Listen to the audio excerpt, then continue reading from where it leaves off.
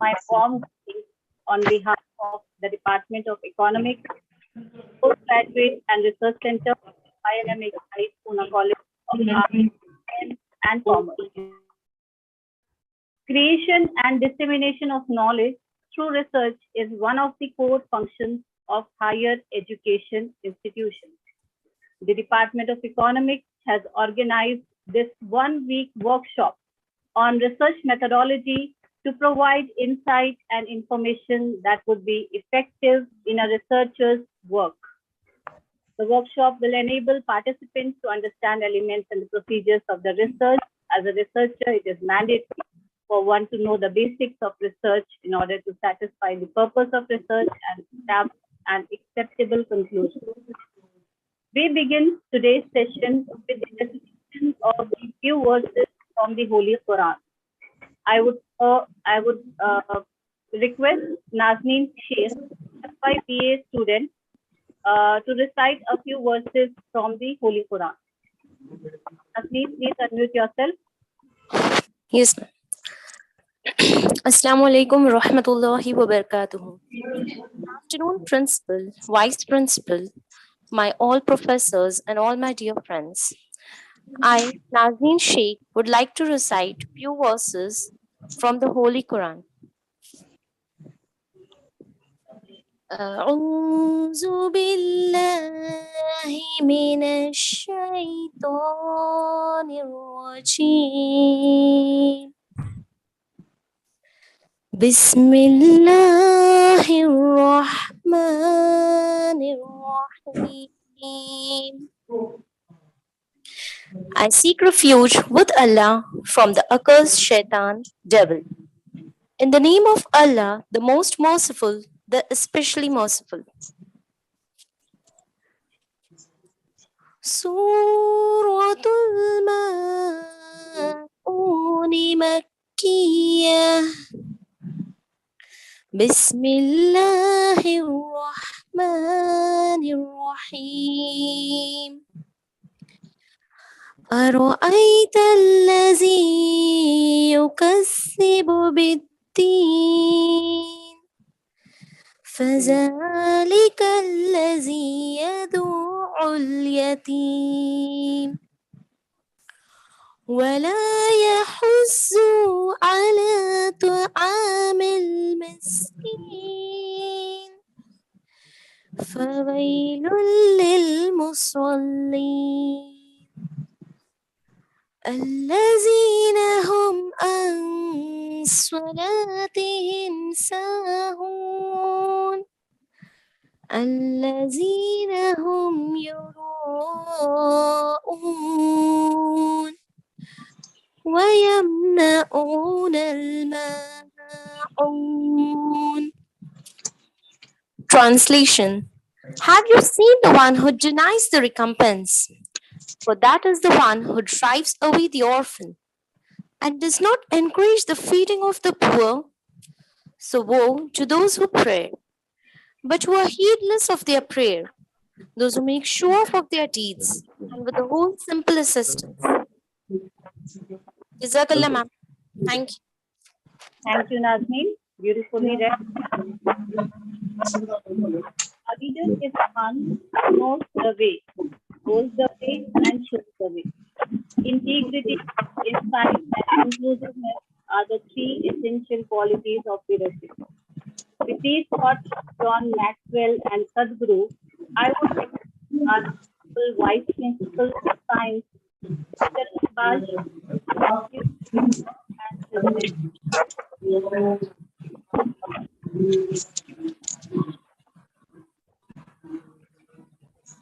Good afternoon to one and all.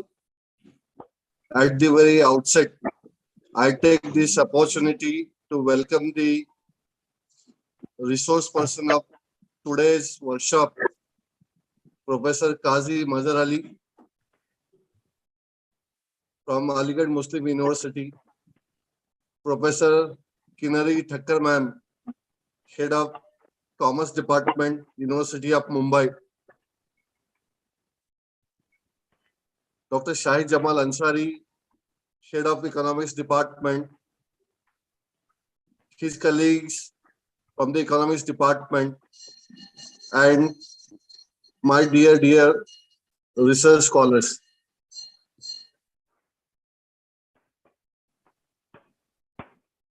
It's an honor and privilege for me to extend a warm welcome to all the research scholars who are attending the one-week workshop on the research methodology. Dear friends, Poona College of Arts, Science and Commerce is catering to more than 7,000 students, out of which economics department plays a very vital role in providing the teaching and learning environment to the various facets of the life of the students. It is catering to almost 2,000 students, giving quality education and the employability skills to the students from the underprivileged and downtrodden society. In fact, today's workshop is one of that kind in which the different facets related with the research methodologies are involved. I am very much the pride and feel privileged to welcome one and all for this research methodology workshop. Thank you.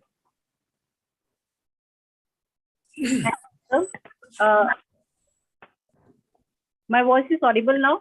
There are many participants writing in chat box. Am I audible to everyone? Yes, ma'am, you are audible. Yes. You please continue. Thank you. Now, I request Dr. Shahid Jamal Ansari, sir, Head of the Department of Economics, Poona College of Commerce, to present the themes of the workshop. Thank you, madam. Am I audible? Yes, sir. You're audible. Yes, sir. Honorable Chief Guest of today's workshop, Professor Qazi Mazhar Ali. Honorable Guest of Honor, Professor Kinrit Thakkar, Madam. Respected Vice Principal, Professor Iqbal and Sheikh, Sir. Respected teachers and my dear students. A very good afternoon to one and all. At the very outset, I take this opportunity to welcome the dignitaries present here today online. It is an honor and privilege for me to extend a very warm welcome to all the dignitaries and delegates present here. We are indeed honored to have all of you here with us. With our resource persons, we have eminent personalities and academicians. I especially welcome Professor Qazi Mazhar Ali, ex-Dean of Science Faculty of Aligarh Muslim University, my alma mater. Dr. Kinrit Thakkar, Head Department of Commerce, University of Mumbai. I am very pleased to give a brief introduction and theme of this workshop. Respected participants, as we all know that research is a careful and a detailed study into a specific problem, concern or issue using scientific method. It is a careful and organized study or gathering of information about a specific topic. We all are aware about the need and importance of research for humanities. History of human civilization is nothing, but it is the history of development in research. We have traveled a very long journey from Stone Age to modern era through our research. Whatever development we see in our surroundings are the outcomes of research. We are a superior creature of the nature only because we do research. Dear participants, it is a well-known fact that research methodology is the path through which researchers need to conduct their research. It shows the path through which these researchers formulate their problems and objectives and present the result from the data obtained during the study period. More specifically, it is about how a researcher systematically designs a study to ensure valid and reliable results that address the research aims and objectives. Dear students, in this one-week workshop on research methodology, is especially designed for the researchers to give them knowledge about the basics of research and its various tools and techniques. We are aware that we cannot give you all procedures, tools, techniques of research within a week, but we will certainly cover major parts and important dimensions of the research methodology in this short span of time.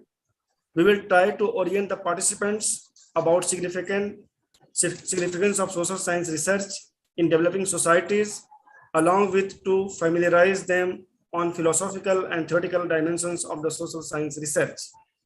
We will also try to apprise the participants with different types of data sources and ways and means to accepting them.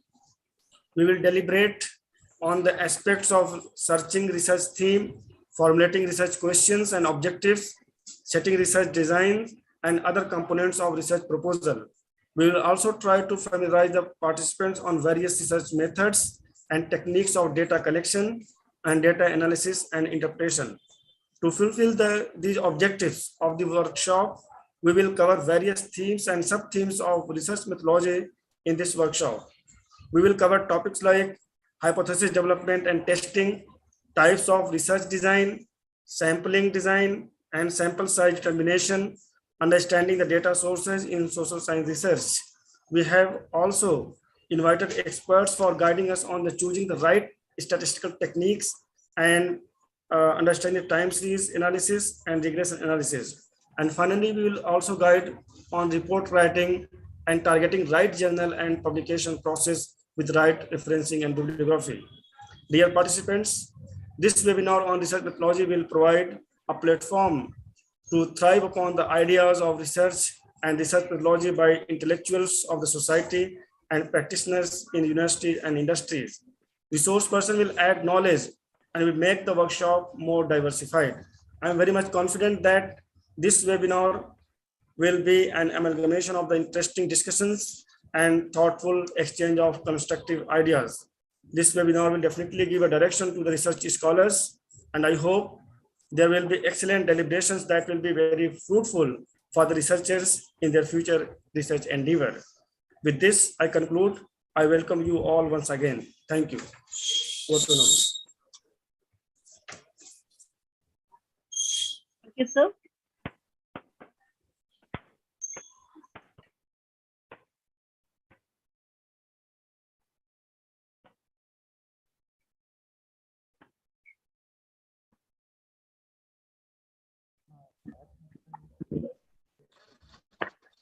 It is an opportunity and my privilege to introduce our guest of honor,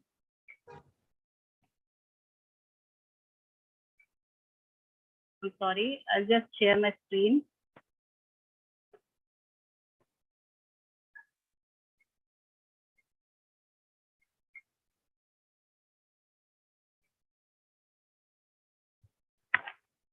I hope my screen is visible. Yes, sir.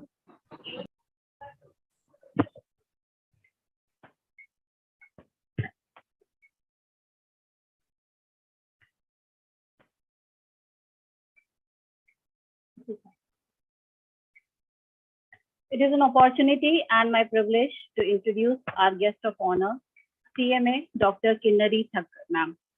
She is presently the professor and head, Department of Commerce, University of Mumbai. She has more than 23 years of teaching experience and her area of specialization is finance and accountancy. She has co-authored 6 books in the subject of accountancy and finance and has organized various international conferences, faculty development programs, workshops, refresher courses sponsored by RUSA, and capacity building programs sponsored by ICSSR. 5 students have been awarded PhD under her guidance and 11 students have been awarded MPhil. She has been a chairperson for more than 38 seminars and conferences, along with the resource person of more than 193 workshops and webinars. She has been nominated as the member on the editorial board and the review committee of 10 reputed journals. She has been nominated as a reviewer in the task panel member of the Intellect-Based International Consortium, USA.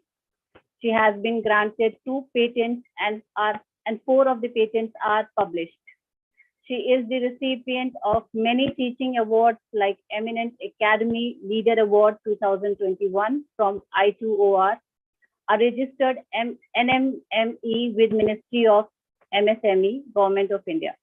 And she has also received Dr. APJ Abdul Kalam Award for Teaching Excellence in 2018. Now, I would humbly request Professor Dr. Kinnari Thakkar ma'am for the inaugural address. Over to you, ma'am.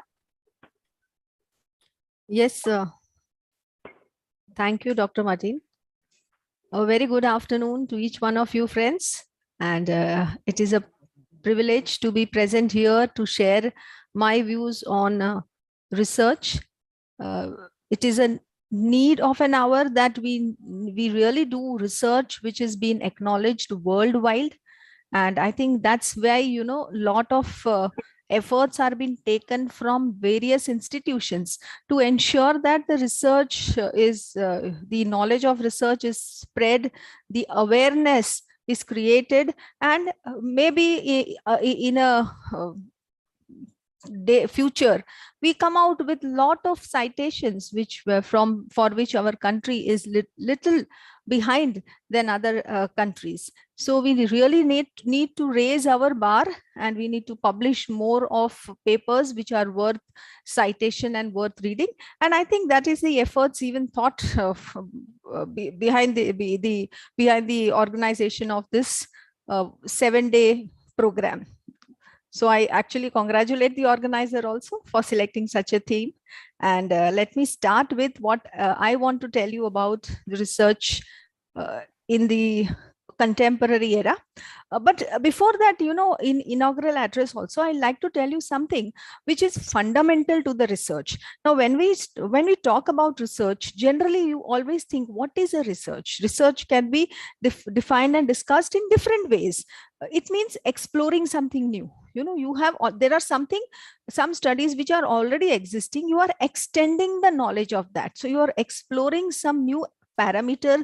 You are able to identify some new idea behind what kind of work can be done in this particular area. You discover something new, and that's what you put it in black and white, and you try to make it your work and publish it. You innovate something, that also is a part of a research work. And there is an idea generating new ideas which may give a new dimension to the already existing pool of the research. So there are so many things which are involved when you think about doing a research.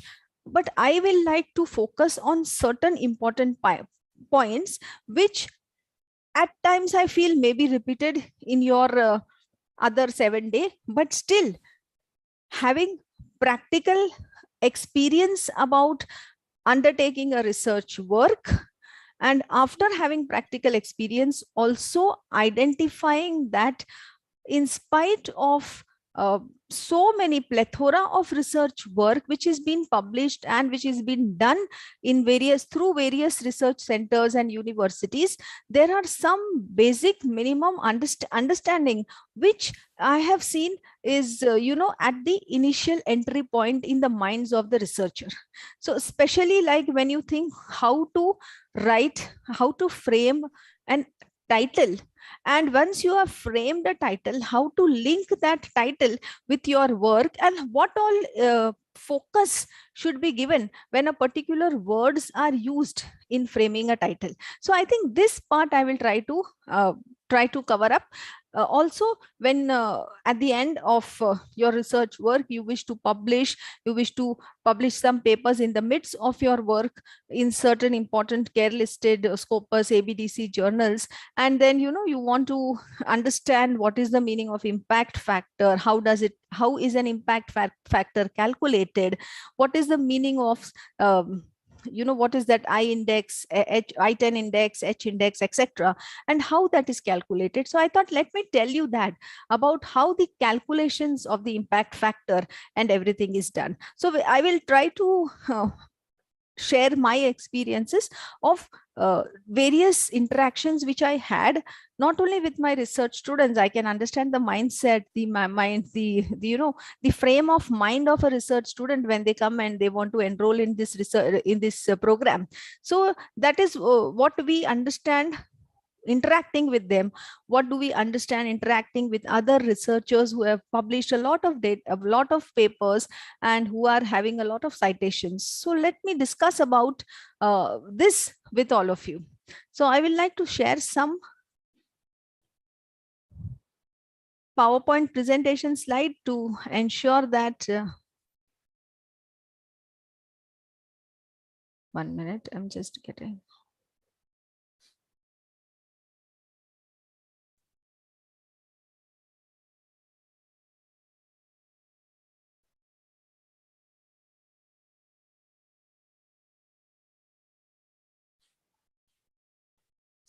Okay, I hope the screen is visible. Yes, ma'am. Yeah, It is fine.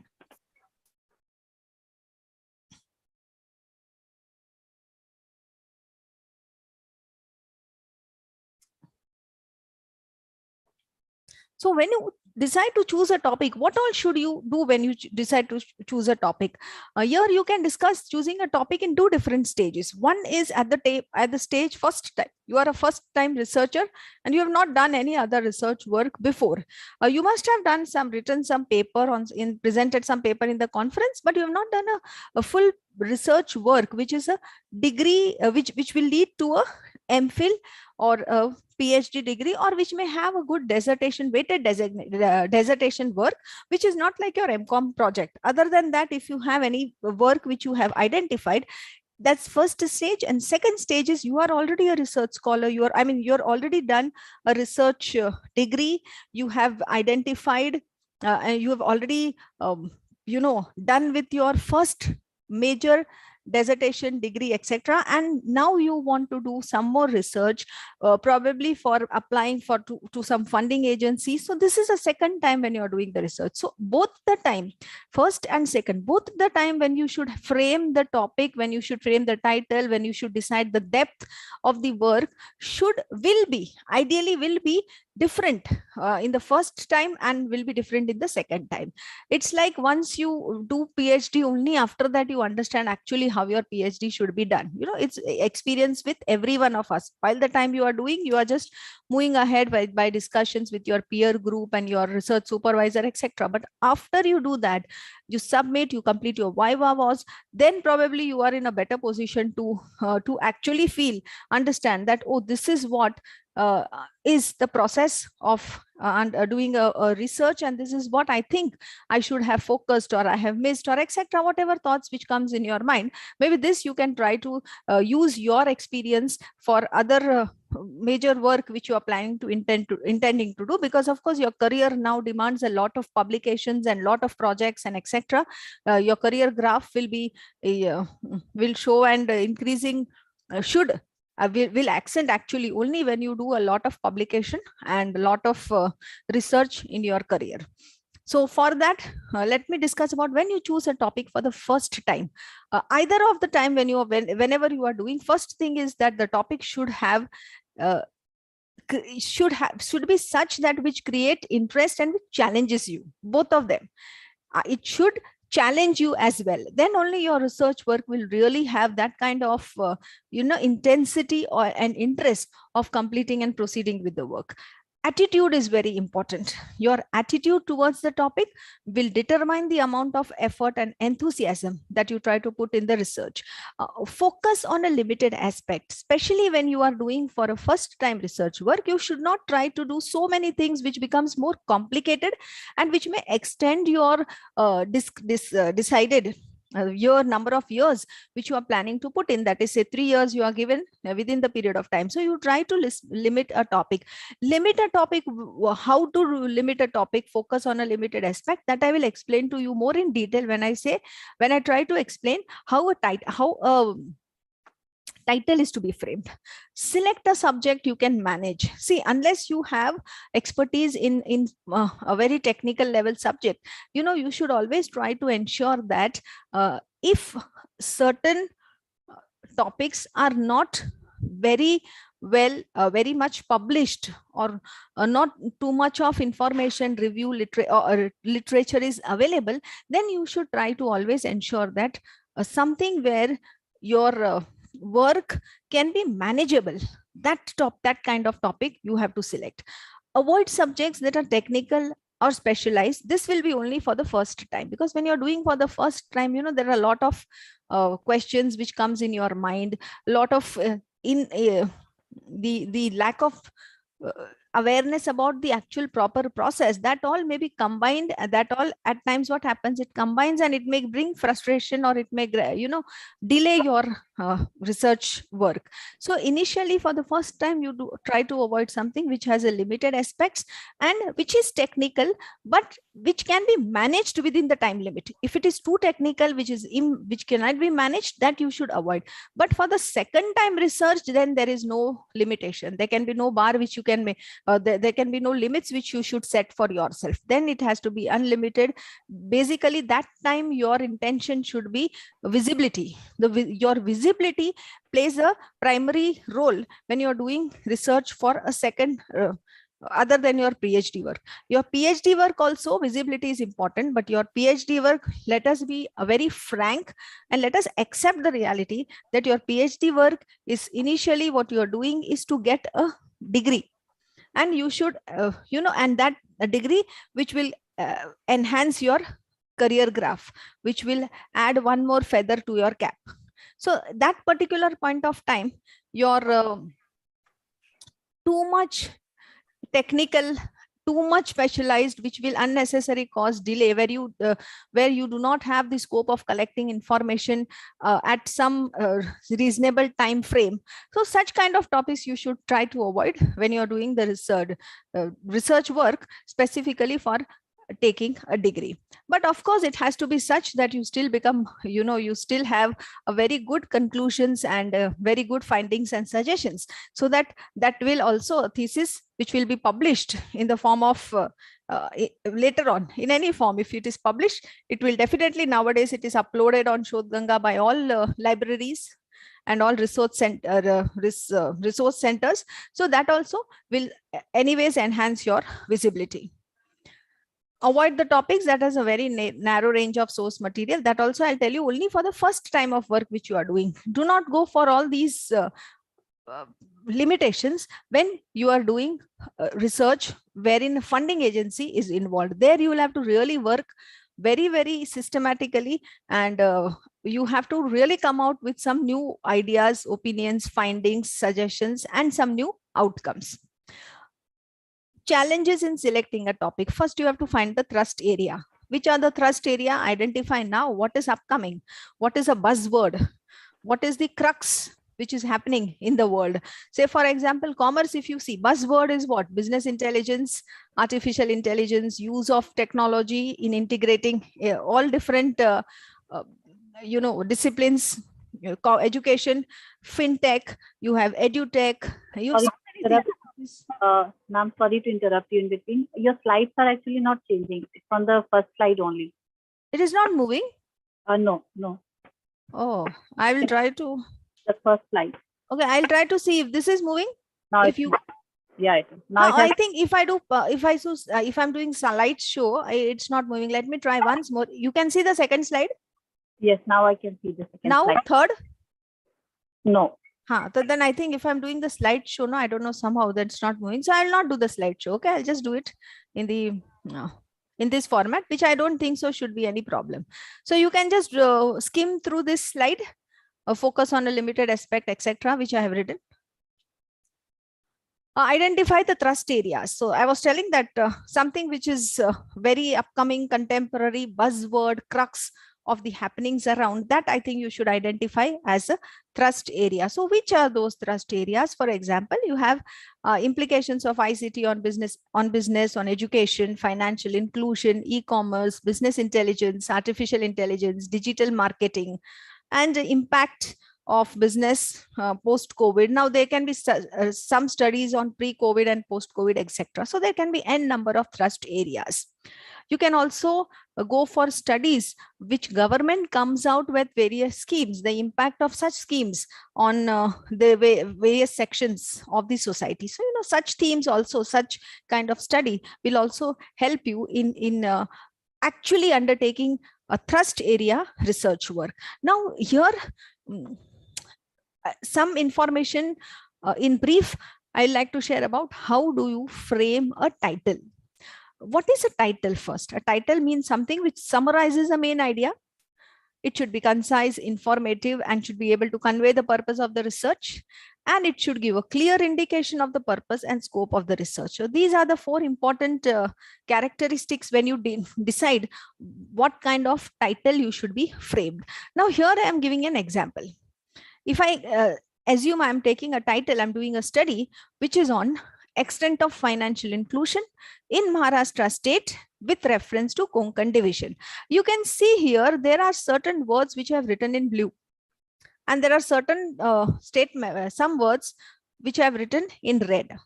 Why there is a difference?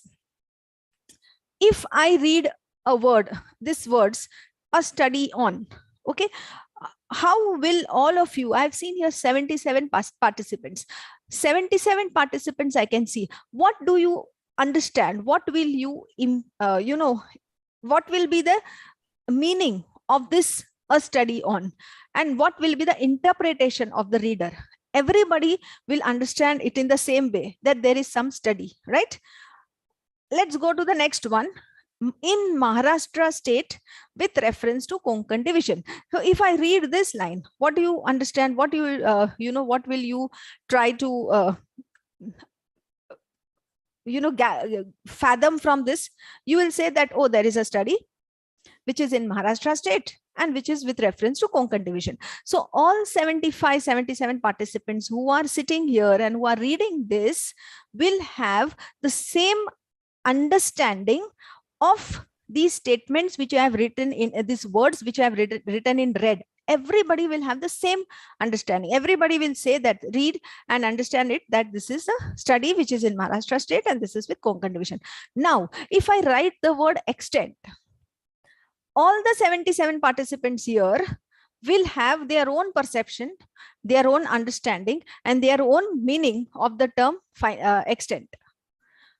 None of the two, I think, not even one, same 2 persons here will have the same perception about the term extent. Financial inclusion. Financial inclusion is a meaning, is a term which has depth. So what a reader will interpret, a reader will say that the researcher wants to do study on financial inclusion, but financial inclusion is not a narrow concept. Financial inclusion is a very, you have to really dwell in deep when you want to understand this concept. So when these concepts, these terms, which do not have a clear defined meaning, which can be interpreted by the readers in the same uniform way, then all these terms which you are including in your title needs something which is called as operational definition, which means when you are writing a title like this, the term extent and the term financial inclusion are such that it can be interpreted by every reader in their own level of understanding. Therefore, it is essential for a researcher to convey what the research is about to the person who reads that particular title, the particular research book, I mean the research work which is intended to be published or which is intended to be proposed. So this here you will have to write, understand, and you will have to explain to the reader that according to the researcher, extent means 0.1, 0.2, 0.3. According to the researcher, financial inclusion is defined as point 1, point 2, point 3. Now you can mention that as per the official publications and the review of literature done by the researcher, financial inclusion includes 10 points. Say suppose there are 10 different points, 10 different sub points which adds together and which has a meaning of financial included. However, these 10 points, sub points, which is in the provided, which is written in the definition of the government publications and of the other great publications, some of the parameters do not fit in the selected area. Some of the parameters which are there do not fit in our division, because financial inclusion broadly, if it is defined, it will be defined taking into account all the different diverse country. So taking into account the diversity of the country India. But in certain parameters may not be suitable or feasible to this division, to this state. So although diversity is one of the point where definition of financial inclusion is framed, but our research geographically, our research work, only certain parameters can be studied, and certain points are actually well suited for our research work. So this kind of explanation is important when you are framing a title, and that is called as operational definition. So I hope that I am clear here that whenever you are writing title, all of you who have done or framed a title, now you read your title by yourself. You read, you do not discuss here right now because we have a very limited time. Had this been an interactive session, we would have discussed everybody's title and we could have decided which is a area which needs more clarification, a gray area where interpretation can be different, which needs more clarification, and which areas are clearly defined. So this is what we could have done here, but now you can do it at a self-study, and you can read your title and you can decide that if somebody else reads your title, or you can tell your friend that if you read your title, what you will understand. Give it to your other 10 different friends and say, if you read your title, what do you understand? That means you will get an idea that what are the areas where you need to focus more, and what are the areas as a researcher you need to convey clearly to your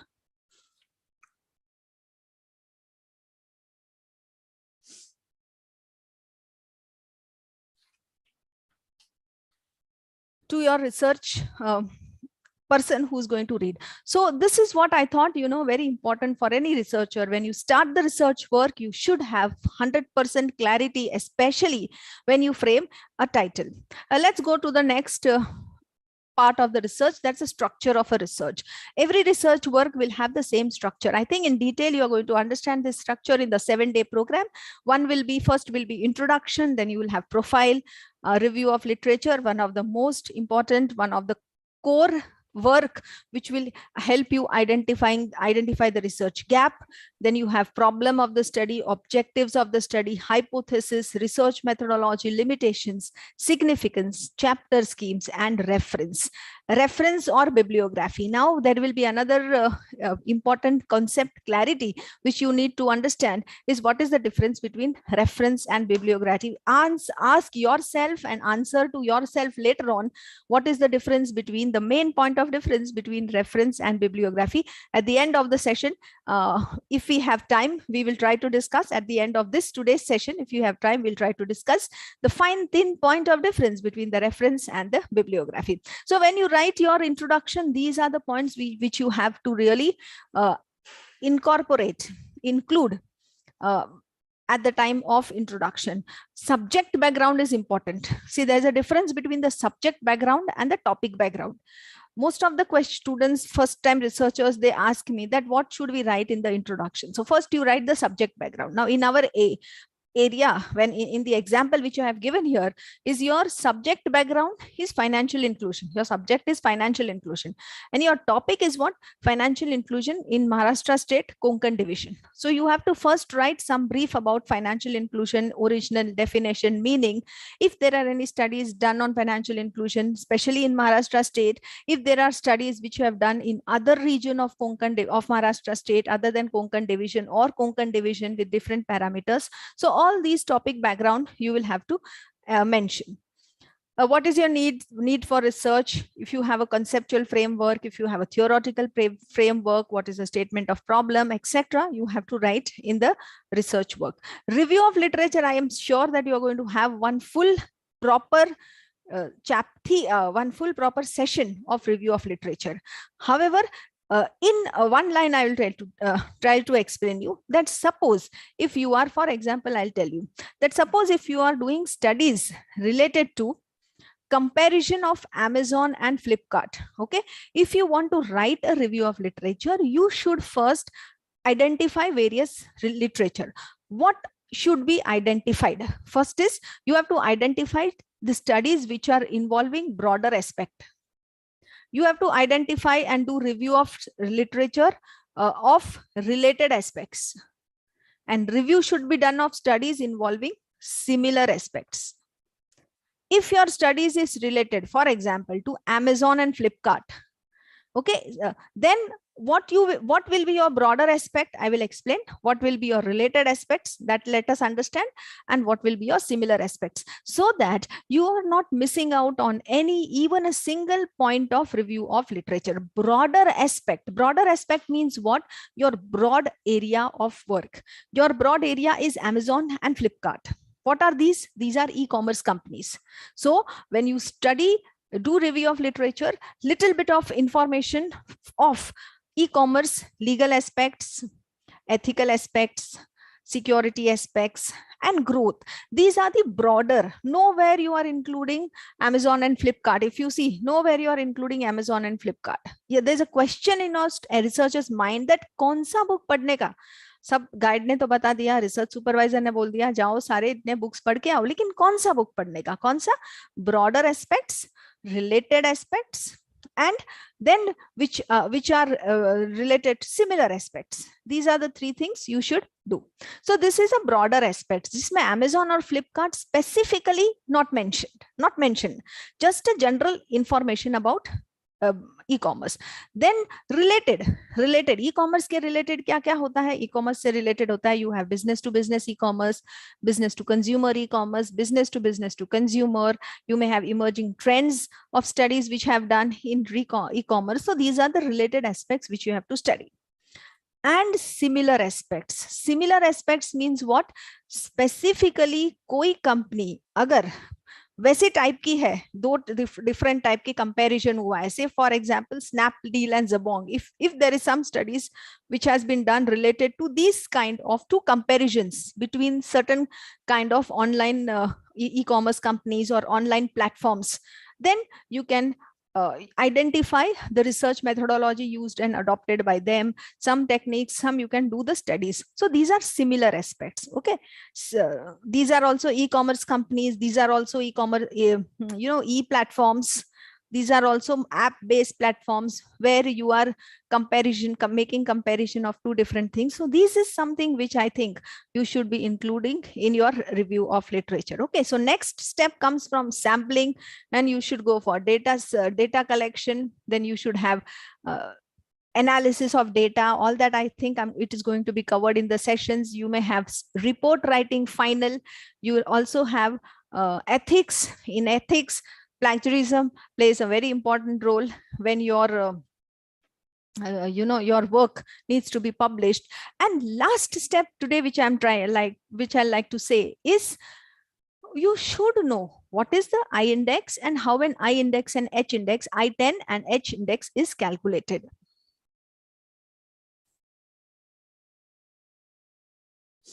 Okay, so let me explain you about H index first. What is a H index? It is an author level metric that measures both productivity and citation impact factor of publication of research author. How do you calculate that? Suppose if you say H index 2, it means what? It means 2 research papers are cited at least 2 times. If you say H index is 4, it means 4 research papers are cited at least 4 times.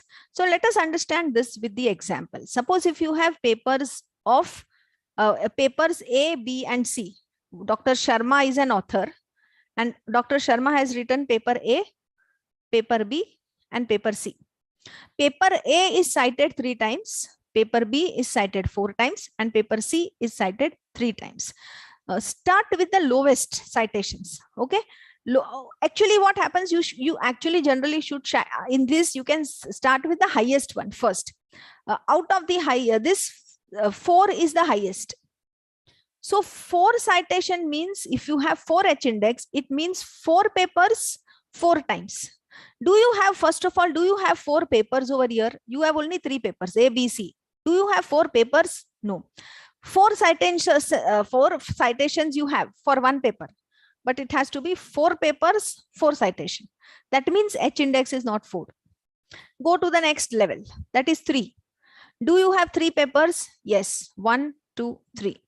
Do you have all the 3 papers cited 3 times? 3 times, all the 3 papers cited 3 times. So this also should be 3. This also should be 3 or more than 3, and this also should be 3 or more than 3. Do you have 3 and more than 3 times? 3 or more than 3 times? No.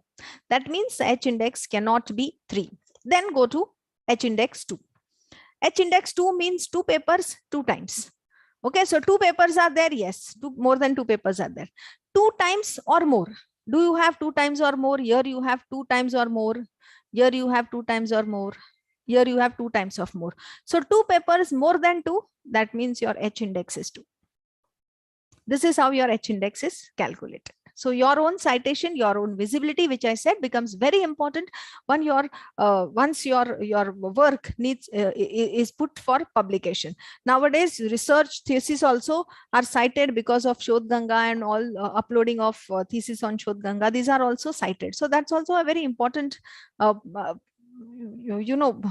important source from which other readers may be interested in citing your work. So now let's start with the last thing, that's I index calculation. I10 index, actually here it is I10, not H. What is I10? It helps to gauge the productivity of an author. It is an extension of H. How do you calculate that? You have to decide how many publications with at least 10 times citation. How many publications are with at least 10 times citations?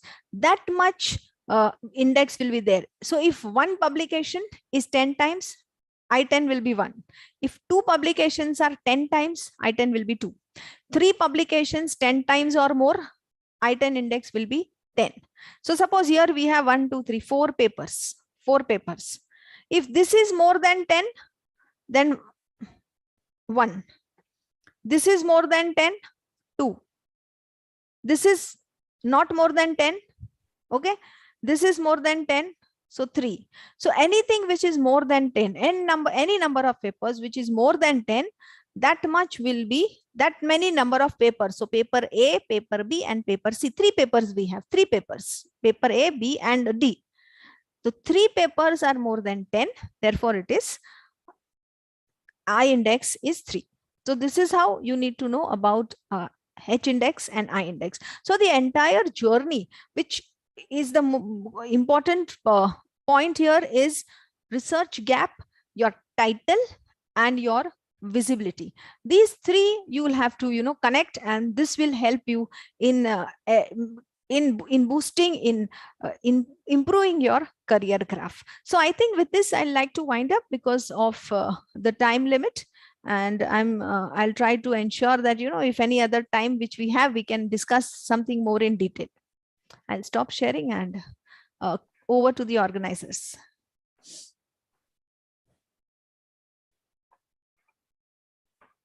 Yes, madam. Any questions? If you want to ask any questions, then you can. It's open for interactions now. If any participants want to ask a question to ma'am, you can write in the chat box.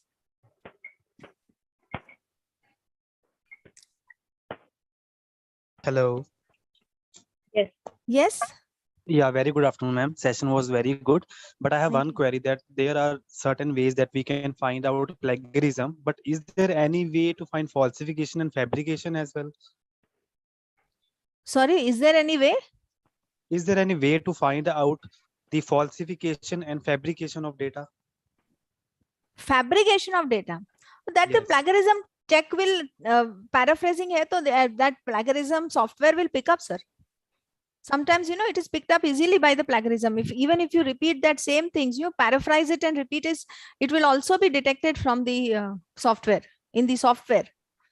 Okay, and what about fabrication of data and falsification of data? No, that will not be, you will have to, you know, convince your own self that this is what I've collected from your genuine sources. That fabrication of data, nobody will be able to identify.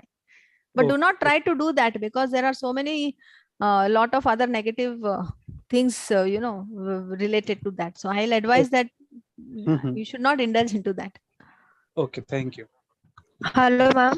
Yes, Ashwini. Am I audible? Yes, you are audible. Ma'am क्या आपका जो आपने जो अभी PDF जो आपका जो share किया था स्क्रीन पर, हाँ वो जी एज अ पीडीएफ पर एज अ मिल सकता है क्या ma'am, just for reference? Ma'am, मैं ट्राई करूंगी, क्योंकि ये मेरा पर्सनल वर्क है एक्चुअली, सब calculations. But I still do something and I try to send. या okay okay, thank you ma'am. Yes yes. Anyone else with any question? Good afternoon, ma'am. Good afternoon, ma'am. Yes, good afternoon. I, Lukman Ahmad Wani from Jammu and Kashmir, a research scholar of commerce. Ma'am, my question is कि कौन सा software जो commerce research में आजकल इस्तेमाल हम करते हैं, SPSS is better or any other software we can use from the research For data analysis research? Yes, yes, data analysis. Data analysis. You have Orange software. You have Orange. Orange software use होता है, SEM, PLS, MOS, then eViews. बहुत सारे softwares है. SPSS तो एकदम basic है. बहुत सारे सॉफ्टवेयर्स है जो आप यूज कर सकते हो. eViews कर सकते हो, PLS कर सकते हो, SEM, PLS. Thank you ma'am. या ऑरेंज सॉफ्टवेयर है. और अगर आपको रिव्यू ऑफ लिटरेचर के लिए भी आइडेंटिफाई करना है तो जोटेरो है.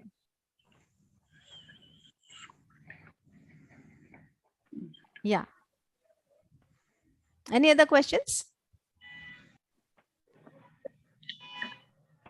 मैम, ये जो आपने बोला ना कि बिब्लियोग्राफी एंड रेफरेंस में क्या अंतर है, आप थोड़ा बहुत इनक्रैक्स में बोल सकते हैं कि ये रेफरेंस एंड बिब्लियोग्राफी में क्या अंतर है, क्या डिफरेंस है?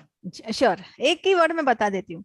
अच्छा, सपोज आपके पास 5 किताबें हैं. ओके, आपने 5 किताबें पढ़ी, लेकिन आपने साइट, अगर आपको डेफिनेशन लिया है, जो किताबें में से आपने डेफिनेशन लिया, सिर्फ आप से for you have 1 2 3 4 5 books. Okay, अगर आपने फर्स्ट बुक से कोटेशन या डेटा या कोई भी टाइप के जो भी आपके रिलेटेड रिसर्च के रिलेटेड वर्क था, आपने उसको डायरेक्टली साइट किया और आपने उसमें से डायरेक्ट इंफॉर्मेशन लेके सोर्स लिखा कि the source is from this book. किताब नंबर 3 से भी आपने कोई कोटेशंस, कोई डेफिनेशंस, कोई डेटा, कोई कंक्लूजन लिया और आपने अपनी थीसिस में साइट किया. आपने थीसिस में उसको सोर्स बताया, साइट किया, सब किया. अभी आपने okay, which books you have read, which books you have read, and out of these books, from which book you have included a direct statement statistics in your research work. These two are different. Out of 5 books, from the first book and from the third book, you have taken direct information, used your own words and written it in the thesis. So that becomes the references. But from the other books, 5 books में से 3 books, you have just read and understood the meaning of your research related work. You have not taken any statements, statistics, information, quotations directly from that book. So those has to be mentioned in bibliography. But directly used, you have to mention in reference. That's Thank you, ma'am. Thank you. okay. Anyone else with any question?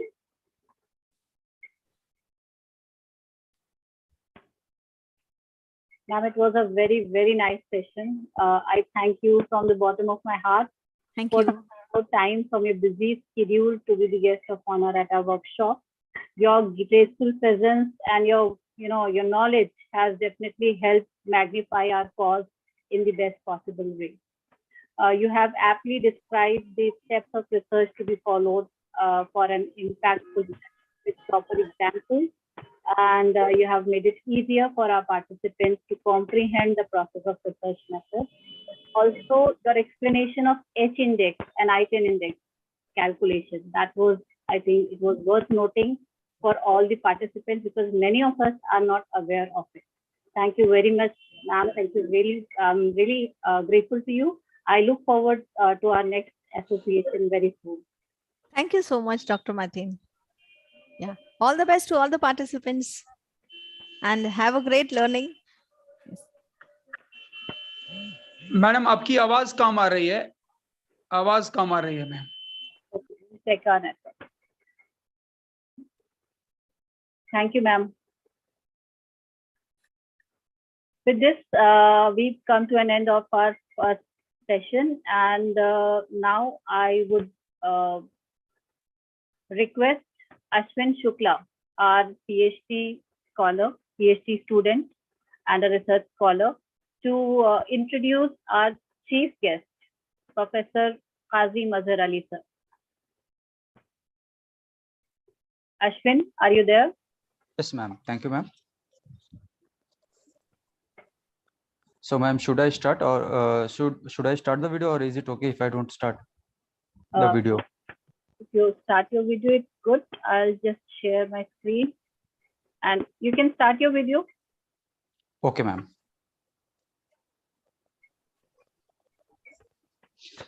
All right. Good afternoon, everyone. I would like to express my gratitude to all the authorities of Poona College of Arts, Science and Commerce for giving me this opportunity to introduce our chief guest of the workshop on research methodology, Professor Dr. Qazi Mazhar Ali sir. Sir is currently working as a professor in the Department of Statistics and Operation Research, Aligarh Muslim University. Sir has completed graduation and post-graduation from Aligarh Muslim University and PhD from Oxford University, UK, and has been rewarded with various awards and fellowships. To name a few, Sir has received Commonwealth Scholarship for academic staff for his excellent work at the Department of Statistics, University of Oxford. Sir has been awarded with visiting fellowship for his research work at the Department of Zoology, Queen's University, UK, and Computing Laboratory, University of Oxford, and many more.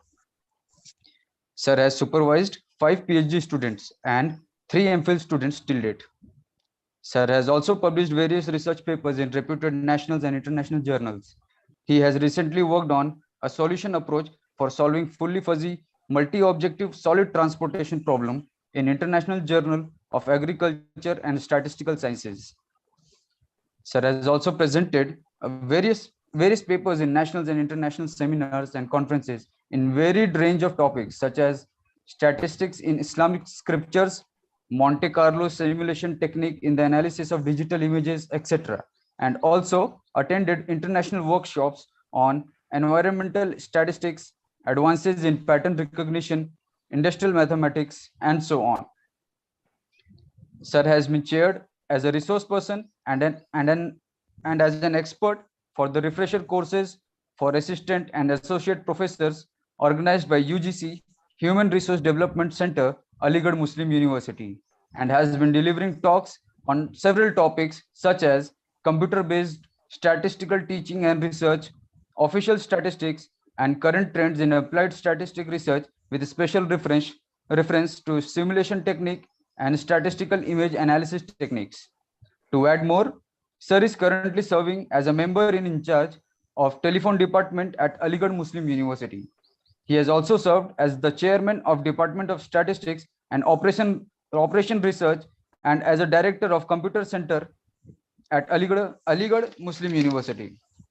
Sir, I would like to welcome you on behalf of Poona College of Arts, Science and Commerce. Thank you, sir.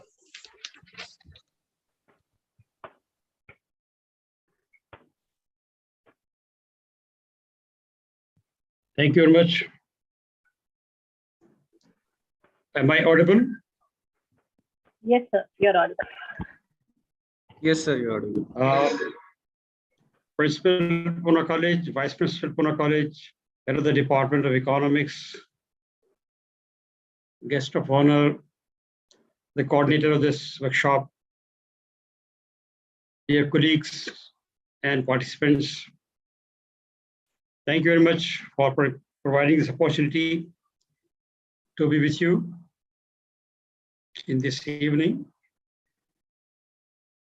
I'm really very happy to see Poona College in a very developed form, as some of you might be knowing that I have served Poona College from 1980 to 84.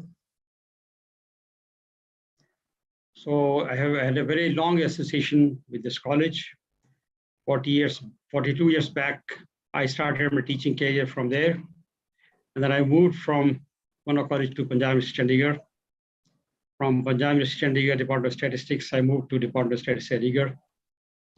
And I'm still there. During this time, I never forgot Poona College. And I'm happy to see that the Department of Statistics, Department of Economics, sorry, is almost 1/3 of the entire Poona College. It's good that the master degree program and the PhD degree program both are being run there. It's a really very good hard work put in by the teachers and the administration and the college management in the development of the college in general and the Department of Economics in particular. One of the evidence of my statement is this program that now you are able to organize a national level program for the benefit of the researchers spread around the corners of the country. It's really you're taking leading role. It's really another achievement on the part of the principal, vice principal, and the head of the Department of Economics. I congratulate all of you. And this much part was as I am feeling the member of Poona College. Now let me start the talk which I'm planning to discuss with you. I really appreciated the talk the guest of honor has given. She touched upon this the topic of publication. It's a really informative talk of Dr. Thakkar. I'm a bit more focused on data. I'll try my best to pick some points and to explain those for the benefit of researchers, keeping my experience of data analysis and data collection. Remember that any research, very few researchers are there which are not data dependent. Otherwise, majority of all the researchers are data dependent. Quantitative support is required. I remember when we studied probability in our DSC, there was a book by P.L. Mayer, and at the inside the book, the first line was written, a couplet was written, couplet from English. Lest men suspect your tale untrue, keep probability in view. So any research which you have, it can be doubted. Somebody is making a new conclusion. It can be doubted. It can be challenged. To counter the challenge, to take care of that doubt, The only remedy is the quantitative support. Simple example is that suppose you are saying that I am having fever because my body is showing unusually hot. The other person will, by touching your hand, can say, no, no, you don't have temperature. Who will decide? The best thing is just take a thermometer, and the thermometer will measure the temperature. If it is beyond that normal limit, the person has a fever, otherwise he has not. So basically we need some quantitative support to validate our statement. It is this state, we need data to validate our statement. Not only data, but the analysis of the data should conclude and should match the conclusion which we have done theoretically. The same thing should be concluded numerically. And in the last century, we invented machines. In the early part of the century, we were having mechanical machines. In the mid part, the machines became electrical. The later part of the century, it became electronic. By the end of this century and by the end of the last century and the beginning of this century, we have moved further, and the machines are now artificially intelligent. The mechanical and electrical machines were being run by the human beings, repaired by the human beings, but now and they have more and more intervention by human beings. Now the artificially intelligent machines having lesser and lesser intervention of human beings. The job market is changing, and the entire world is changing.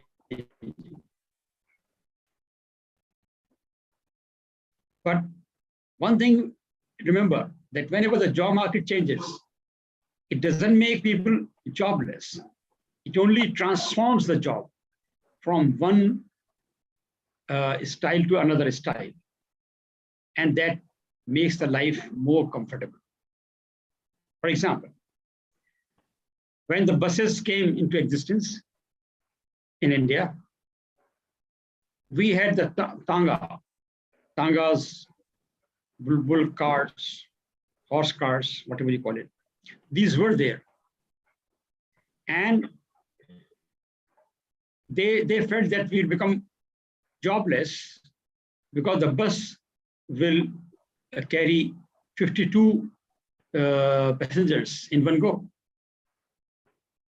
But what happened? The only jobs transformed. Some person became the driver, some person became the conductor, some mechanics, some cleaners, and so many new jobs came into existence. And if you see that the difference between these jobs and the previous jobs was that the quality, you can say, comfort of performance of job has become better.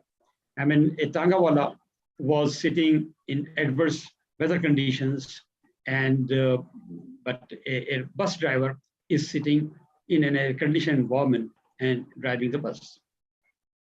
Same is the case of a cleaner and mechanic. So again, now in the new setting, the current setting, the job market which is changing in favor of data analysis. All the machines having least interference of human beings, but most of the intervention is needed on data analysis, because everything is generated data. Everything is generating data. Satellites are collecting the data. Share market is collecting the data. Sales counters, they are collecting data. Everywhere data is there. Every moment you are getting data. This World Wide Web having data in petabytes. Now the challenge is data analysis. And the best example of this is data analysis challenge is that anti-missile missiles are launched, and the anti-missile has to analyze the data in such a short period of time that it can locate the missile and intercept the missile in air. So that technology is dependent on data analysis. So this century is the century of data analysis. Whether its name is bioinformatics, whether its name is finance market, whether its name, I mean, everywhere you find that it is data and data and data.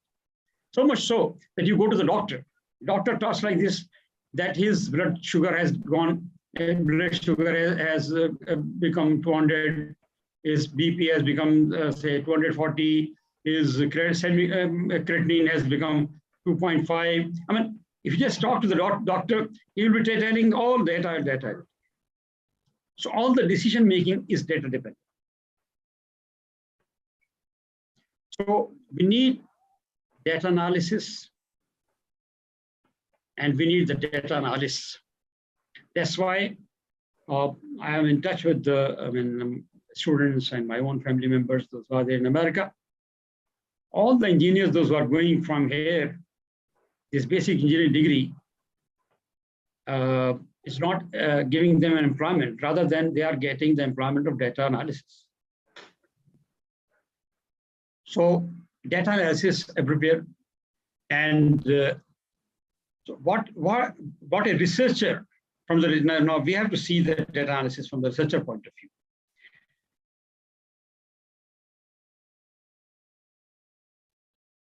Let me share some.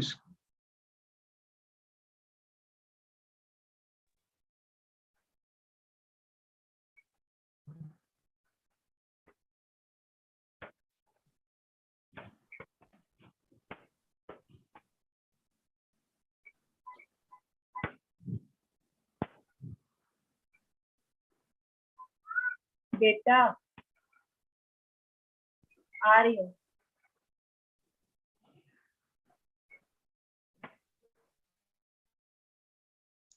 Can you see the screen? Yes, sir. The screen is visible. Fine. So data and the current challenges that have picked up the topic. How come? Sir, you are not audible clearly. Okay. Now I'm audible. Yes, sir. It is better. There is sometimes disturbance in between. Okay, that might be some compulsions of this network. Yeah, but now it is okay. You can continue. Anyway, let us talk about what is statistics. What is statistics? I'm not going in the definition of statistics, because that is written in the book. So for most of us, statistics is science. When we say statistics is science, we are referring to all the formula and the methodology which is available in the form of the subject called statistics. The mean, median, mode, standard deviation, correlation, regression, and a lot of things. But from researcher point of view, that all things is available in a book. But the thing which is not available in the book, which I have to discuss here, is that statistics is an art. Basically, statistics is an art and science of collection, compilation, presentation, and inference drawing from the data. So this statistics is an art. That is basically a big question for a researcher. You have the averages. Mean is an average. Median is an average. Mode is an average. But which average I have to use in a situation, this is an art. And this is a decision which researcher has to take. There is a data of two random variables, and there is a bivariate data. To make the subtle difference between these, which is bivariate data and which is two varied data, two variable data. Very subtle difference. If we are observing two characteristics of the same individual of the population, then it is bivariate data. If we are studying two samples from two different persons, it is a two sample data. So these fine points of statistics makes an art of a mechanic or a technician, and technician has to decide. So, for example, if there is a technician, he has a screwdriver and a hammer. Where to use a screwdriver, where to use hammer, that is a big decision. If we are using hammer where we have to use a screwdriver, then we will damage the screw and will not get the purpose served. So statistics are not. I give you one example that how a researcher reach where from the statistics enter in the research. So let us ask why we do use statistics. Sometimes we have to study the past data. We have to observe the number of persons living in a city and their consumption in the last 1 year, the production in the last 1 year, and there's so many things you keep on studying the past data. And past data is used to predict the future.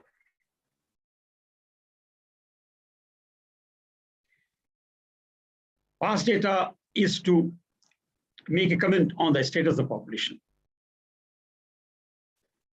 And we have to find out the underlying structure of the data. How data is generated, how the data is structured, that we will have to understand, that we want to present. That is called the study. Say, for example, you are saying that I have studied the patients of cancer, and you have studied their habits. You found that there is a high correlation between smoking and lung cancer. And you conclude. Hey, sir, sorry to interrupt. Sir, if you can hear me, your slides Yes, are not moving. Your slides are not moving, sir. We can't, only first slide is stuck on the screen. If you can move your slides, because we are able to see only first slide. Your slides are not moving, sir. Sorry to interrupt, but we can't see the other slides. Dr. Anna? Yes, sir. Is the same case with you? Yes, sir. I think you have to select the next slide from the side of your panel. The screen left-hand side. Either you can use your arrow keys, sir. Simply you put up the next right arrow key. If you press, the next slide would come. Okay. I got it.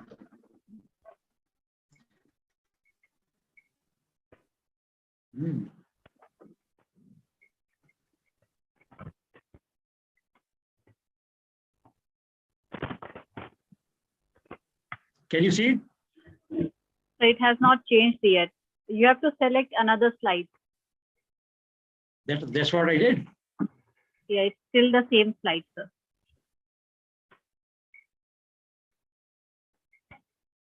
Actually, in our university, Zoom is not used, and we are, because they say that it is any reason. But I'm saying next. Sir, if you press your arrow key, see if it is working. Next, right arrow key or maybe down arrow key. I'm using next slide with this option.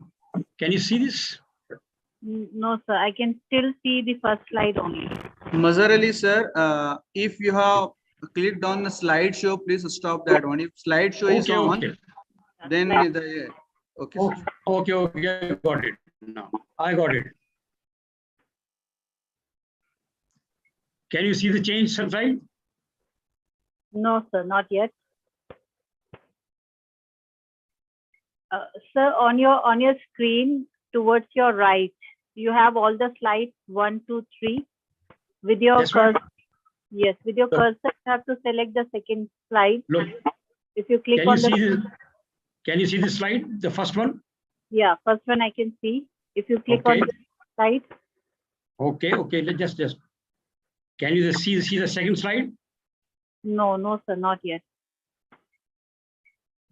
That I'm going with using the selection. Go to slide 1, go to slide 2, go to slide 3, like this. But still, we are not able. We are able to see only the first slide right now. Hello, sir. Can you please reshare the slides? That's the one way. Okay.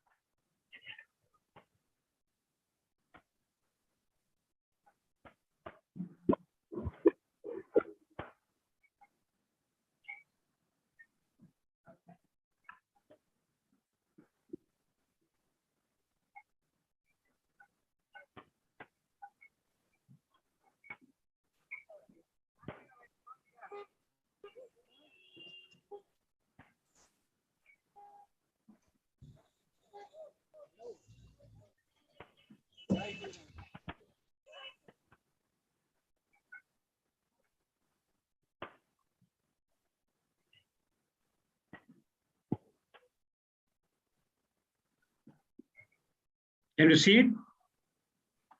Yes, sir. First slide. The first slide, yes. Okay.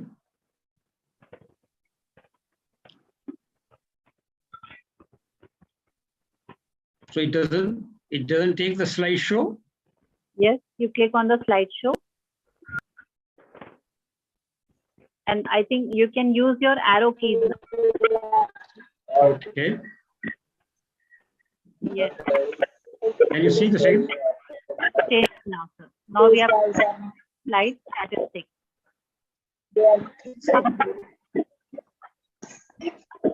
Okay. It's clear? Yes, sir. Yes, You sir. have to click the, I think, arrow button every time you want a new point to be seen on screen.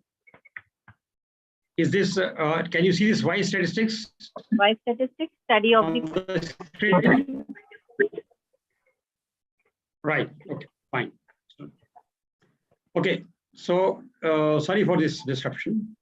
So why we use the statistics with data analysis done to mainly to study the past data or to present the status of the to find out this what is the data structure, underlying structure of the data. I gave you the example that suppose we are studying the lung cancer and the habits of the patients, and we found out a correlation, high correlation between these two, and we are concluding that cancer, smoking leads to lung cancer. So this is one simple example which everybody understands. Now this can be done by studying the variance. So sometimes we call statistics a study of variations, that why this variation is taking place. We are attaching reasons to it. We are studying the variation as a tool to understand the mechanism of the data. Or we are finding the relationships among the variables. These variables are correlated, they don't have correlation. And there are different types of correlations. Using these correlations, we are having very interesting modeling. And this modeling is done to predict the unknown. and this is one very good contribution of statistics for a researcher, that we have to develop the models for any given population. Now,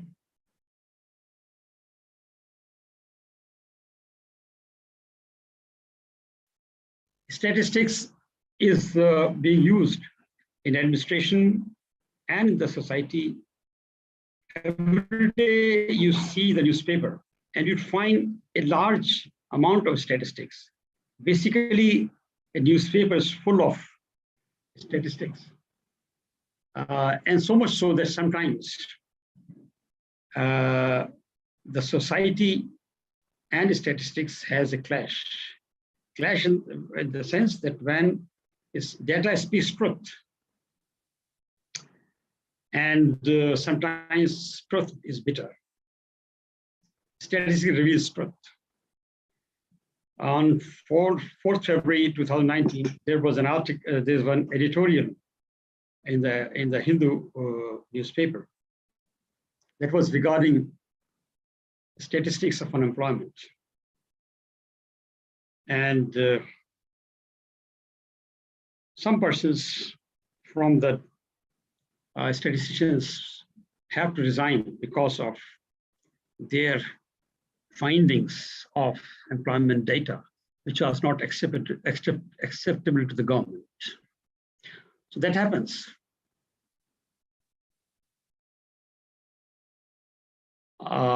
This is an editorial of February 2019 on standard deviations. The heading is standard deviations.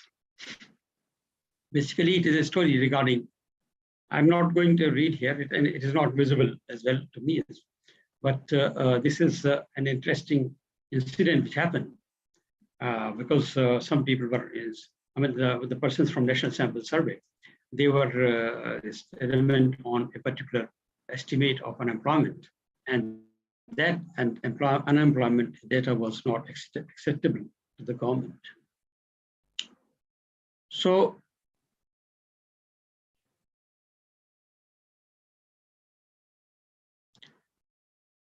another is that sometimes you have a column on statistics. I remember that again on the same newspaper, during that time, the Hindu was carrying out a column which was data dependent, which was data analyzed. For example, crime data, and sometimes crime data, sometimes analysis of the data of consumption of something, price of something, something. So this is a style of graphs you can see in the newspapers, which are covering a current topic along with the statistic. The statistics is very important, playing an important role in daily life.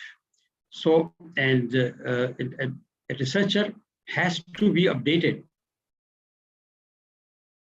and has to show his research in theory and with quantitative support. So what should be the plan of research?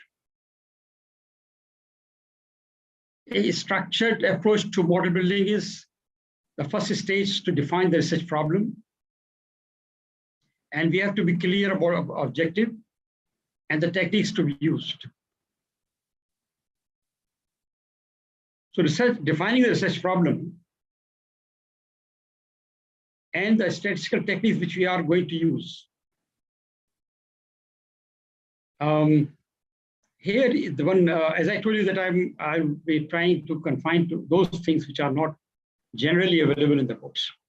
So there is one question here which is generally confused. When we are starting the research problem, it is a statement by the researcher. And that statement, which is called the title of the thesis or hypothesis. So that title of the thesis is converted into hypothesis. So for example, somebody, I have delivered this type of talks to research methodology talks in different settings in our academic staff college. And we get when teachers from different parts of the country. But because we are online, but in offline, I generally take a research problem from the group, and then I present all these things in the light of that research problem. Anyway, so if suppose somebody is studying a teaching, is from fisheries department, section of zoology department. They were studying, say, for example, the weight gain by the fish through different feed. So feed 1, feed 2, feed 3 were given to the fish, and they were observing their weight gain. So when this exercise is done, the person is from fisheries. He doesn't think in terms of numbers. He says that this particular feed is giving more weight in comparison to the available feed, other feeds. So now this is the theoretical statement. This theoretical statement is converted into hypothesis. And this hypothesis is giving birth to another hypothesis. Generally, people get confused with the null hypothesis and alternative hypothesis, which is written first. General assumption, general understanding is that null hypothesis is written first. But the reality is that the researcher statement which he or she wants to establish is basically alternative hypothesis. So in research setting, it is the alternative hypothesis which comes into existence first, and opposite to that is the null hypothesis. So that is alternative hypothesis is basically the research problem translated into statistical terminology. So we will say that, say the weight gain, weight due to feed 1 is greater than the weight gain due to feed 2, something like this. So we have translated into a quantitative hypothesis. This hypothesis, this combination of hypotheses. Now we have stated an alternative hypothesis which we want to establish, and now opposite to this is a null hypothesis. So this combination of null and alternative, this needs a test of significance. This test of significance requires sample data. This sample data has to be collected. When we have to collect this sample data, we are focused that we are taking a sample from a population. So what is the population? Population will be defined from the research problem itself. That we are studying, say for example, we are studying on fish. So we'll take the data from the fish. Which fish, which pond, which place, all these things will be very clearly specified. So population is defined. From the population, we'll draw the sample. So it's a sampling techniques, which sampling technique I have to use. It will depend upon what test statistic is to be used by this set of hypotheses. So set of hypotheses will require a test statistic, and that test statistic will require some statistical constants, like sample means, a sample variance, something like this. This we have to study from the sample. And so that we have to collect the sample. How to collect the sample? We can collect it through the question. We can collect it from the interviews. We can collect it by observing. So different styles are. Once we have got the data, that data analysis plan should be decided that how I'm going to analyze this. Again, we'll have to check whether the assumptions of the models used are fulfilled by the data or not. Assumptions, for example, of statistics is that underlying population is normal. The population is normal or not, or underlying population has a common variance. The population has a common variance or not. I mean, these kind of assumptions, sometimes we have the assumption that cell frequency should be greater than 5. So this kind of assumptions are fulfilled or not, that is to be verified.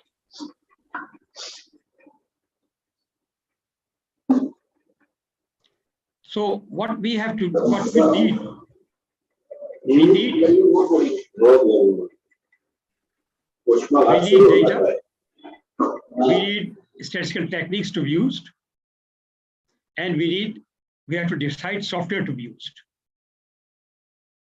So a researcher will have to collect the data and has to decide what the statistical techniques to be used and software to be used. Now the data in the modern days has transformed. For example, for a common man, a painting by an artist, just a piece of art. A scene from an aircraft must be a scenic beauty. An ultrasound of a patient is just requested visual interpretation by a radiologist. But for a statistician or for data analyst, all these are basically images, digital images. And this we call image data. We have to do image analysis of a work of art. We can convert it into digital art and digital work. And that artwork, in digitized artwork, we can use to estimate the style of the artist. We can use a remotely sensed image by aircraft or by satellite to estimate the timber in a forest. We can estimate the size of kidney stone from a medical image. So these image data examples are from those things which we were considering simply a photograph. But now in the modern digitization of the things have changed. Similarly, biometric data which we are having is having the digital images of fingerprints and digital images of iris, and all these things are identifying a person. Shape analysis, this is giving the recognition of a human being. And the body temperature is again being used for for various analysis of the person. And shape of the hand, shape of the body, these are used for in forensic and in other automatic systems.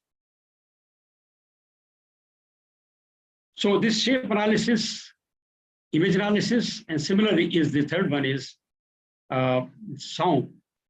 A sound, there is a song for a listener, but from a data analyst point of view, if it is digitized, we can say it is digital sound data or a speech data.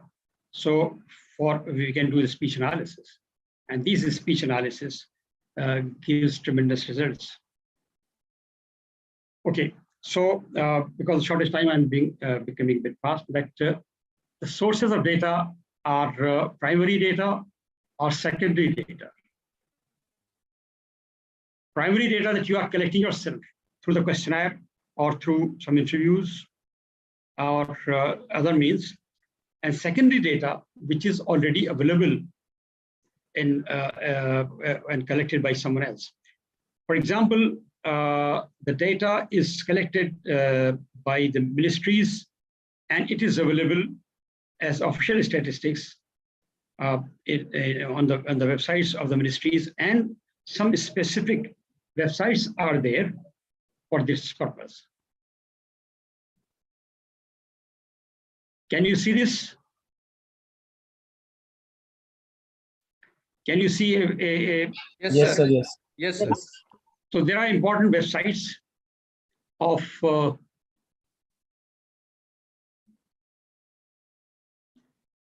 which are available on the government sites. There's a large number of them.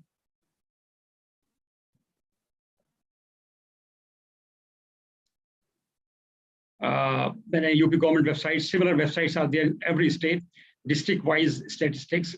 This is NIC is having its own portal. Say, for example, this site is for Poona district itself. And there are some payment basis you can also get. Say, districts of India. This our university is subscribed to it. It gives the it gives data from 56 data websites. The data about is district, but it is on payment basis. And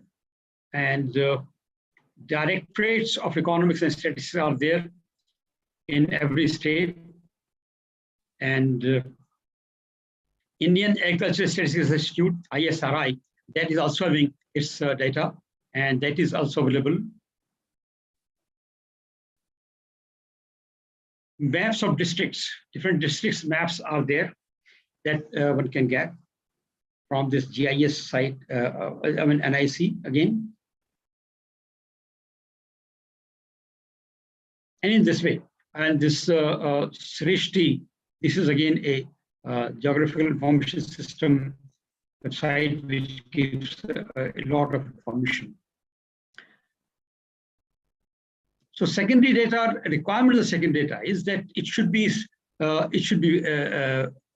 authentic, and the authenticity is the main thing. Whenever we are taking sample of a data, coding a data, a table, that table should have its source declared. So when you are declaring a source, that source should be authentic. Census is another secondary data warehouse, and National Family Health Survey. It's a very useful, National Family Health Survey 5 is recently released their data, and that data is available.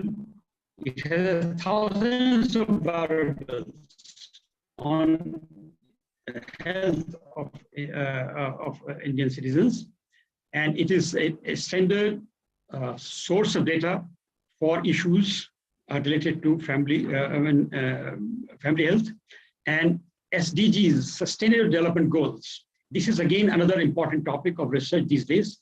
These Sustainable Development Goals are the goals decided by the UN to achieve by 2030. Now the software, again, as Madam was referring to, SPS and other sources, I'm referring you to the open source softwares. There is open source software has the beauty that you have not to pay money for this. These are freely available. You can download them. The famous softwares are Python.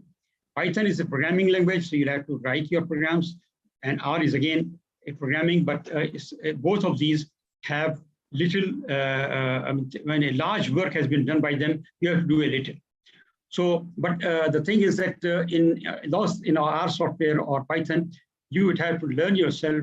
In SPSS, there is a commercial company at the back of it that comfort is not available in open source software. So open source software for researchers is particularly those researchers who have shortage of funds, they can make use of this software. I can show you case study if the time permits, Dr. Anna. Your mic is. Yes, okay. sir, you can continue. Okay. I am giving you an example of a survey conducted by the girls, MSc students of our department on in a female hostel, and this is the questionnaire. This questionnaire is on superstition.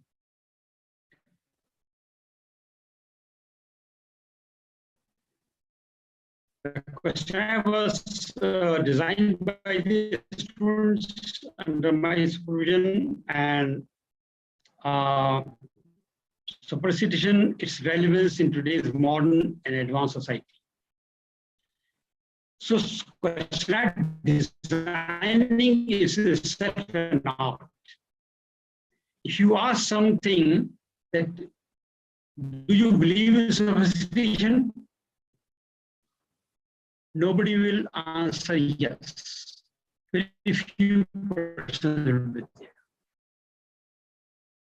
So, I mean, the art is how to ask the question which in such wordings which can be answered and you get the purpose served. So if we have asked the question, do you believe in good or bad luck? Yes, no, or sometimes. Now, famous superstitions has been listed and the subject has been given the option to take it as a fact or a myth or religious belief.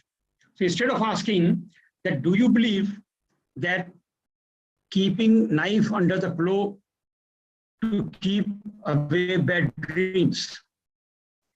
Do you believe in this superstition? If you say this superstition, it means that you are biased. You should be open. You are the researcher. You should leave it to the subject or to the participant of the survey to decide whether it is a fact or is a myth or is a religious belief. Say, for example, a black cat crossing someone's path is considered unlucky. So again, if you are, we are not labeling it. Label is to be given by the person you are interviewing. Someone is sneezing just before you are leaving the house is unlucky. This kind of superstitions are, and to get their answers. So, for example, if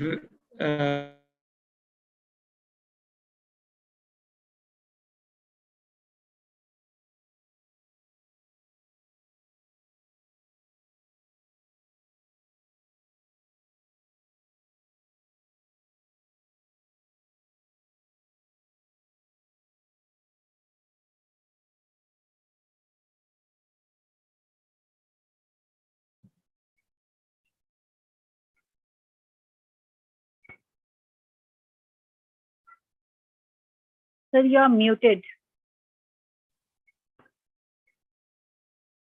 Yes.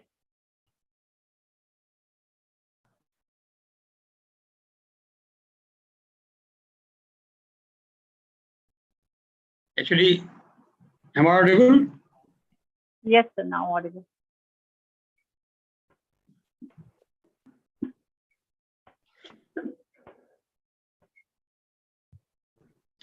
So in this way, the questionnaire can be designed. Questionnaire designing is in itself is an art. And after analyzing the question, we'll have to quantify it and be giving the different scores to analyze this. But all this plan starts from an objective. That objective is translated into hypothesis. Hypothesis gives birth to another hypothesis, and then ultimately we end up to the sample, and that sample is collected through the questionnaire, and questionnaire is collected and is conducted in a proper sampling methodology procedures. At the end of this, we get a data analyzed and hypothesis rejected, or hypothesis rejected means null hypothesis rejected, and alternative hypothesis is established. And that is the conclusion which researcher wanted to establish. That is done by this entire procedure. So statistics plays an important role in research from the day one by deciding the objective until the conclusion, which is based on the quantitative support of the data collected. So if you are not able to collect the primary data, we can make use of secondary data. Because of the shortage of time, I cannot go in detail, and I cannot show you the case study of secondary data. I have many NFHS data-based projects, census data-based projects, so if you are using a secondary data and a open source software. Now, with these two, you can do research without any funding. Right? Guys, stop here. If you have any question, please ask.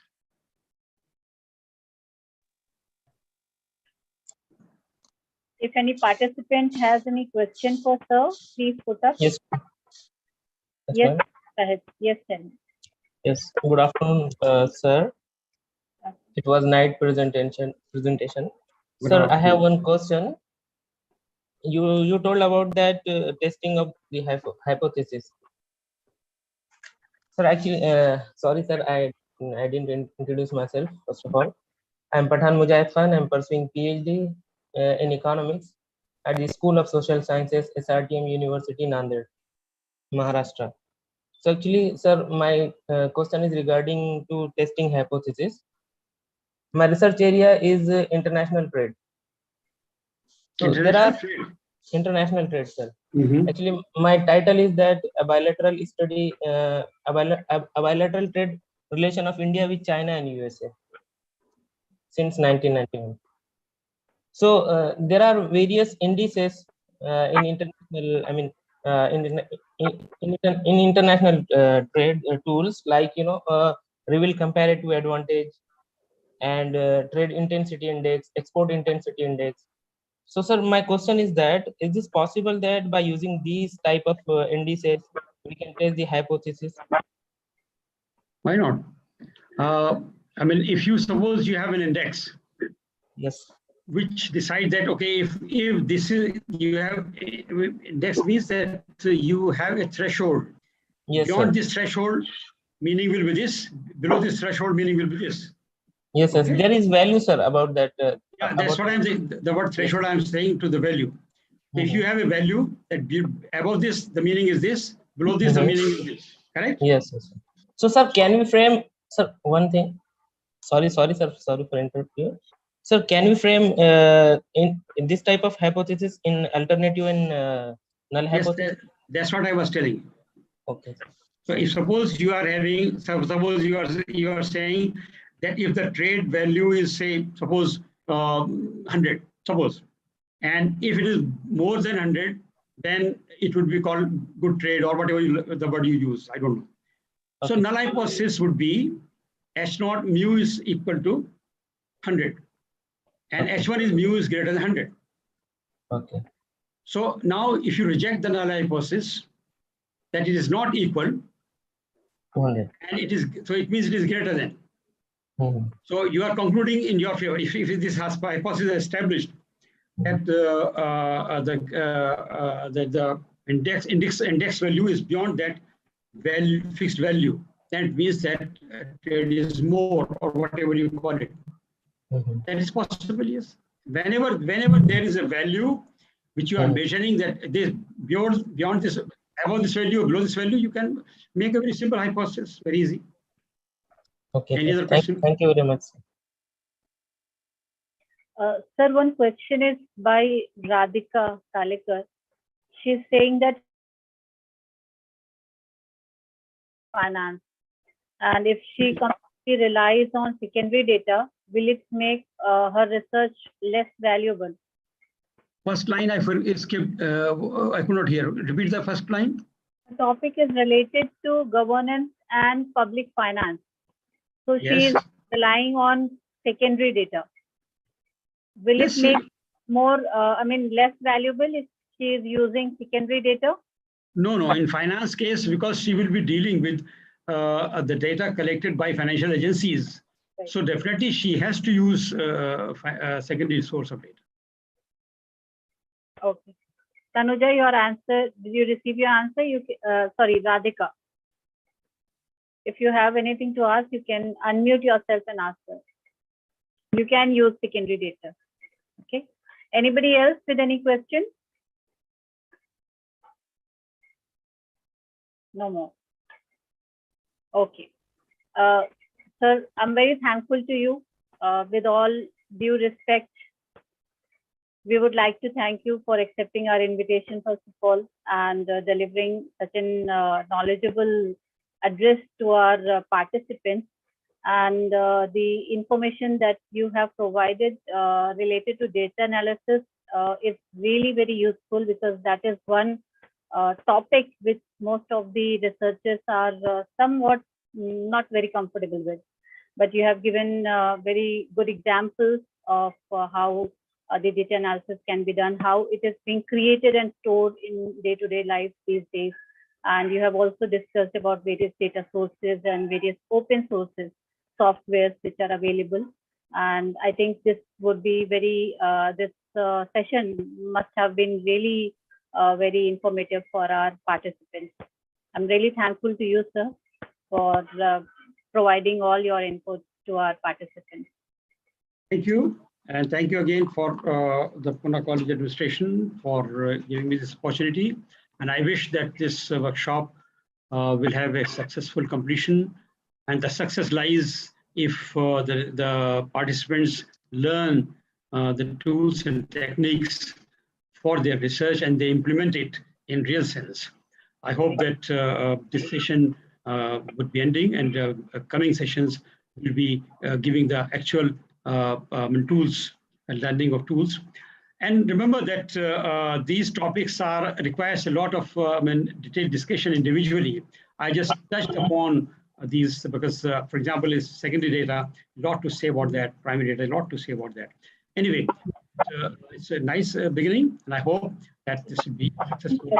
Thank you. Thank you. It was short and crisp. It was, I think, quite informative for us. There are many things that we don't know, but you, as an expert, just tell us with a very short lecture. Also, you give us huge knowledge.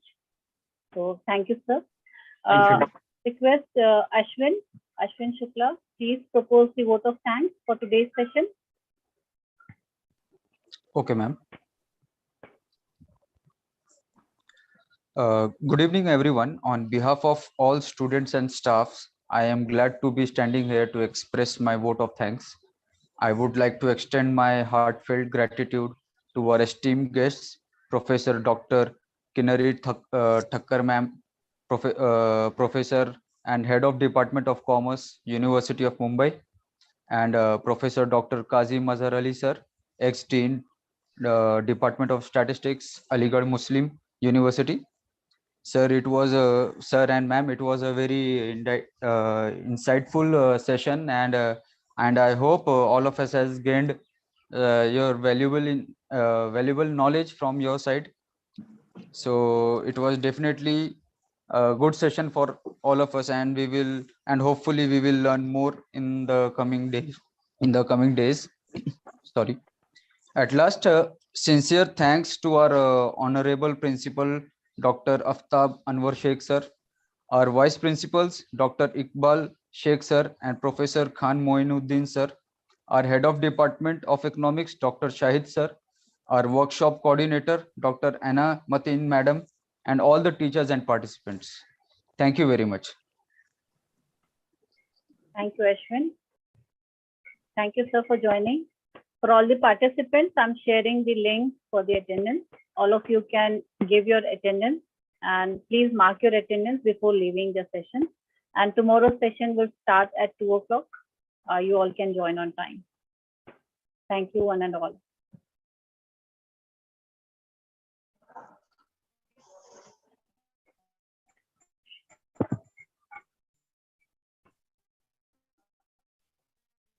I hope all of you can see the link.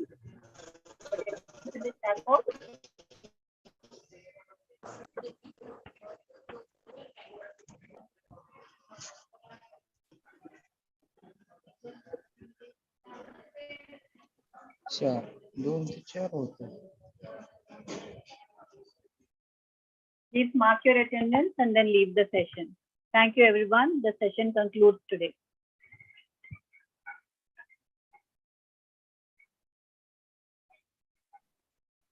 Ma'am, is it Google form? Yes, yes, it is a Google form. You have to click on the link, fill up the form, mark your attendance. Okay.